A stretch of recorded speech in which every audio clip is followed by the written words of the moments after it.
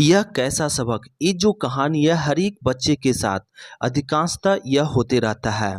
क्या एक कहानी है? इस कहानी में कहा गया है एक शीत पसंद माँ थी जिसका एक 9 वर्षीय बच्चा था। माँ बच्चे को कुछ बड़ा बनते देखना चाहती थी और यही उसने उसके जीवन का मकसद बना लिया था। इस हेतु वह बच्चे पे बड़ी पैनी निगाह रखती थी। उसकी साधारण सी गलती भी बर्दाश्त नहीं करती थी बच्चे की। एक दिन ऐसा हुआ कि बच्चा स्कूल से आधा घंटा देर से घर आया। बस माँ को तो मौका मिल गया।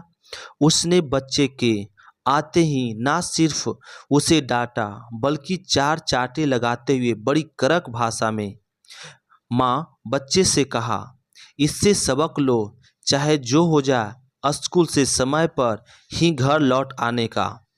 ठीक है, सबक सीख लिया। उधर कुछ दिन बाद बच्चा फटे कपड़ों में घर आया। चेहरे पर कुछ चोट के निशान भी थे। हालांकि बावजूद इसके वह घर पर समय से ही लौट आया था। बच्चे की हालत देखते ही माँ बड़ी बेचैन हो गई। पूछा तो बच्चे ने बड़ा दुखी होते हुए कहा, दरअसल स्कूल में कुछ लड़कों से मारपीट हो गई। यह सुनते ही माँ ने फिर उसे 4-5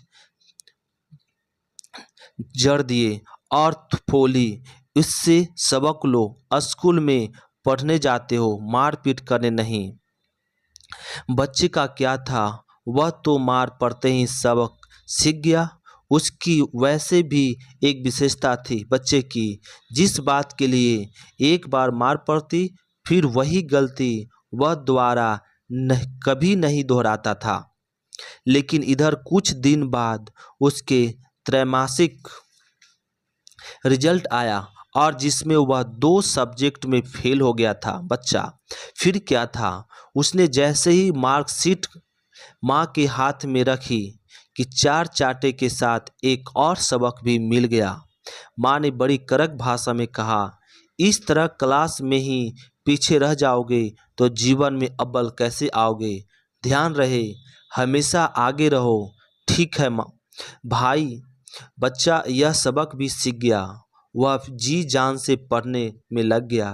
उसकी मेहनत रंग लाई और अगले रिजल्ट में वह क्लास में फर्स्ट में आया। कहने की जरूरत नहीं कि इस खुशी में वह दौड़ता हुआ घर आया और आते ही माँ के हाथ में रिजल्ट रख दिया। लेकिन माँ भी माँ थी। उसने रिजल्ट बगैर देखे ही साइड में रखते हुए बच्चे को 4-5 चांटे जड़ दिए।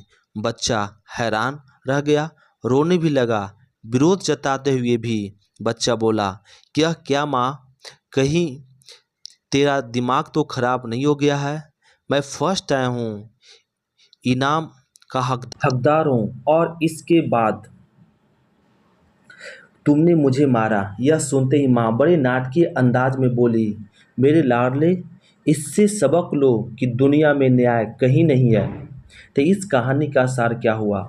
हो गया उधार। बस यही अधिकांश बच्चों के साथ हो रहा है, जिसके चहेते एवं चाहने वाले से भी उन्हें सही शिक्षा नहीं मिल रही है।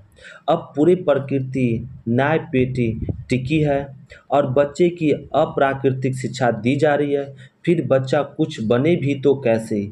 सच तो यह है कि जब तक आपको अपनी किसी बात का बच्चे पे क्या साइकोलॉजिकल असर हो रहा है, इस बात का अंदाज़ा नहीं हो जाता है, कृपया कर तब तक बच्चों को सिखाने की कोशिश ही मत करो, तो ही बेहतर होगा।